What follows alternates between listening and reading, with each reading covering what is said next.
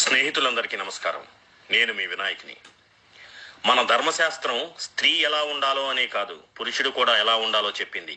కానీ ఎందుచేతనో ఇది జనబాహుల్యంలో లేదు. కార్యేషు యోగి కరణేషు దక్ష రూపేచ కృష్ణ క్షమయాతు రామ భోజ్యేషు తృప్త సుఖదుఃఖ మిత్రం షట్కర్మయుక్త ఖలు ధర్మనాథ. కార్యేషు యోగి అనగా పనులు చేయడంలో ఒక యోగి వలె ప్రతిఫలాన్ని ఆశించకుండా చేయాలి.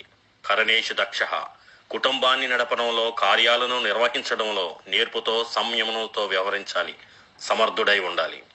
రూపేచ కృష్ణ రూపంలో కృష్ణుని వలె ఉండాలి. అంటే 8 పెళ్లిళ్లు చేసుకోమని కాదు, ఎల్లప్పుడూ ఉత్సాహంగా సంతోషంగా ఉండాలని. క్షమయాతు రామ ఓర్పులో రామునిలాగా ఉండాలి. పితృవాక్య పరిపాలకుడైన రాముని వలె క్షమించే గుణాన్ని కలిగి ఉండాలి. భోజ్యేషు తృప్త భార్య లేదా తల్లి వండిందాన్ని సంతృప్తిగా వంకలు పెట్టకుండా భుజించాలి. సుఖదుఃఖ మిత్రం సుఖదుఖాలలో కుటుంబానికి మిత్రుని వలె అండగా ఉండాలి. మంచి చెడ్డల్లో పాలు పంచుకోవాలి.